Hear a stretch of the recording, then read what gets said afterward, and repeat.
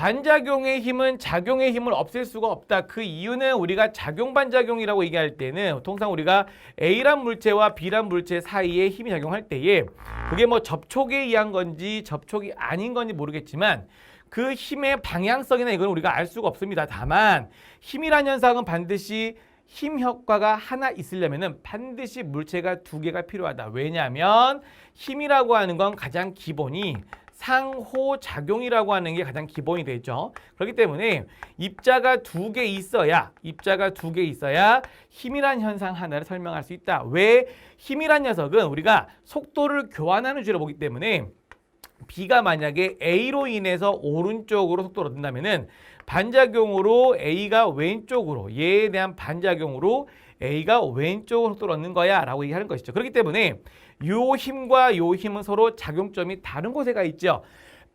그러니까 A가 받는 힘을 계산하고 싶은데 다시 B가 받는 힘을 계산하고 싶은데 A에 작용하는 힘을 연산할 수가 없는 거 아니겠습니까? 그래서 만약의 경우에 A하고 B를 묶어서 우리가 어떤 시스템이라고 하는 덩어리로 보았을 때는 우리가 효과가 없어라고 할 수 있지만 각 입자에 대해서는 작용점이 다르기 때문에 상쇄할 수 없다는 것이 올바른 표현이죠. 그렇기 때문에 2번이 된다는 사실입니다. 아시겠죠? 자, 6번 문제입니다. 자, 그림과 같이 무게가 W인 공의 단위 높은 곳에 서 있다. 그래서 얘가 줄에 걸린 장력은 이라고 했죠. 만약에 이게 아주 천천히 움직인다라고 얘기할 때 중요한 거는 뭐냐면 줄을 따라서 우리가 걷는다는 표현이 약간 좀 애매모호한데 이 부분 어떻게 기억하시냐면은 평형 상태를 유지하고 있다라고 생각해 주세요. 자, 평형 상태를 유지하고 있다는 얘기는 R자 힘이 얼마란 얘기죠? R자 힘이 얼마다? 0이다 라고 볼 수가 있는 것이죠. 자, 그랬을 때 이때 걸린 장력은 어떻게 될 것이냐라고 할 때에 우리가 만약에 이렇게 있던 줄이 여기는 얘가 사람이 서 있음으로 인해 가지고서 줄이 이런 식으로 되었다고 보도록 하죠. 그렇죠? 자, 그러면은 여기 있는 요 물체가 받는 힘은 아래쪽으로 중력해 가지고서 얘가 W라고 써볼게요. 그러면 요 줄 부분에서는 이렇게 잡아당기고 이렇게 잡아당겨야 됩니다. 그러면 이 각이 그닥 크지 않다라고 할 때 요 두 개의 합이 얘와 같아야 되죠. 그러니까 우리가 생각할 때는 자 볼게요. 만약에 줄이 수평이라고 하면은 평행하다고 하면은 여기 있는 요 중력을 이렇게 생긴 두 개의 힘으로 소거가 가능한가요? 불가능한가요? 불가능하죠.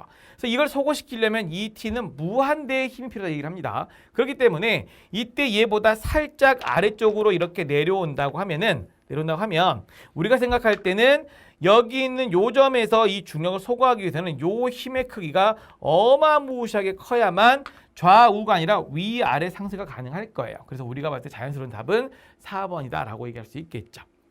그렇죠?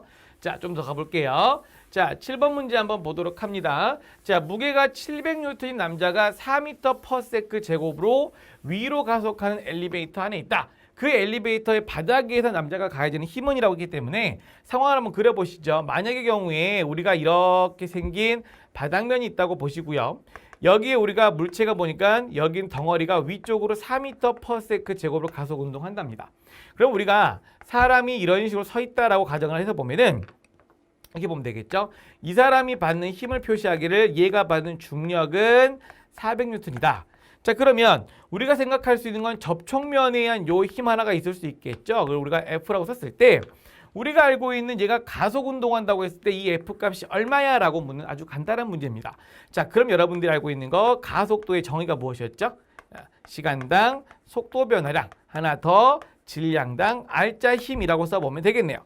그래서 만약에 내가 여기는 얘를 갖다가 윗방향으로 4m/s 제곱을 편 이상 플러스 방향의 4라고 내가 부르겠다라고 한다면은 얘 질량이 지금 현재 얼마인지는 모르죠.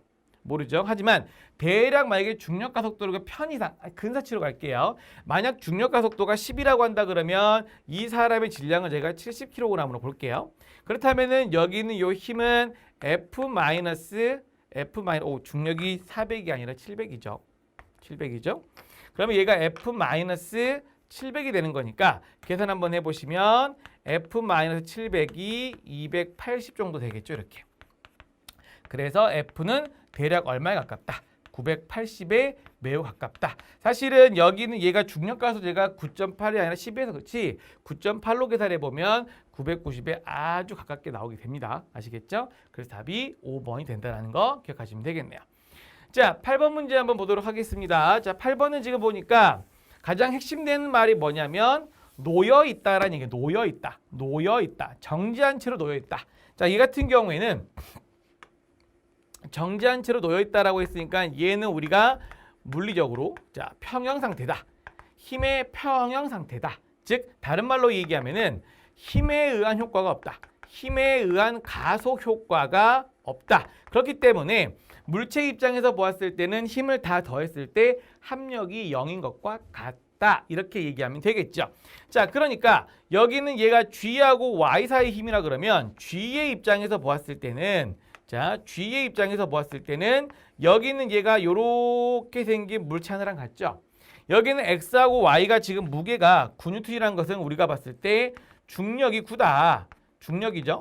Y하고 X를 갖다가 더한 그러니까 여기 얘를 갖다가 우리가 X하고 Y를 더한 요 녀석의 무게가 9다라고 했을 때 우리는 지금 보면 접촉에 의한 힘이 어떻게 되냐면 여기 갖다 보니까 Y하고 G에 의한 접촉하는 힘이 작용점이 하나가 Y에 있고 하나는 G에 있죠. 자, 이 중에 내가 관심 있는 건 얘기 때문에 요 크기가 얼마냐라고 묻는 겁니다. 그래서 얘가 평형 상태에 있게 한 조건은 얘가 서로 소거돼서 가속되지 않는 효과야. 그럼 여기는 얘가 얼마가 돼야 된다? 9가 되어야 한다는 얘기죠. 그래서 올바른 건 3번이 되는 것입니다. 아시겠죠? 자, 9번 문제 한번 보도록 하겠습니다. 마찰력에 대한 얘기인데요. 자, 마찰력은 여러분들이 각별히 신경 쓰시기 바랍니다. 왜냐하면 여러분들이 중고교 시절에 잘 안 배우다가 대학 과정 때 본격적으로 등장을 하거든요.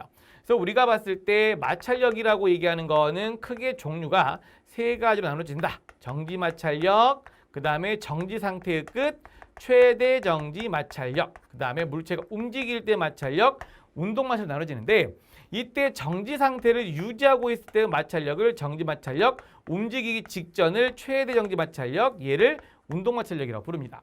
이 중에 우리가 μn이라고 쓸 수 있는 건 얘와 얘뿐이다. 얘뿐이다. 얘는 값이 그때그때 바뀌기 때문에 우리가 바닥면의 거칠기란 걸 정의하지는 못해요. 아시겠죠? 그래서 마찰력에 대해서는 반드시 요 세 가지 내용을 기억하시되 보면은 물체의 운동 상태에 따라서 달라진다는 건 아직 마찰력에 대한 근원이 명확하지 않기 때문에 케이스 바이 케이스로 나눠주고 있는 거예요.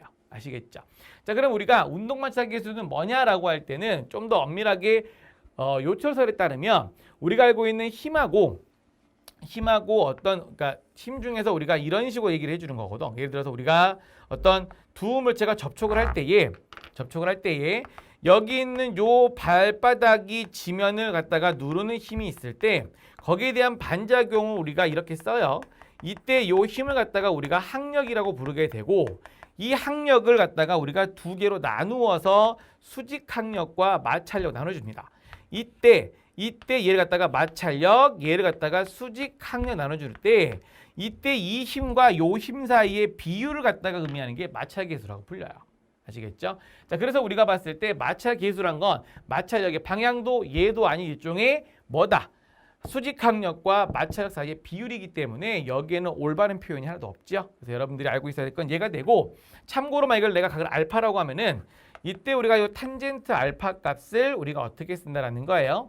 수직 항력이랑 마찰력의 비율로 쓰고 얘를 마찰 계수라고 한다. 라고까지는 반드시 알고 계셔야 합니다.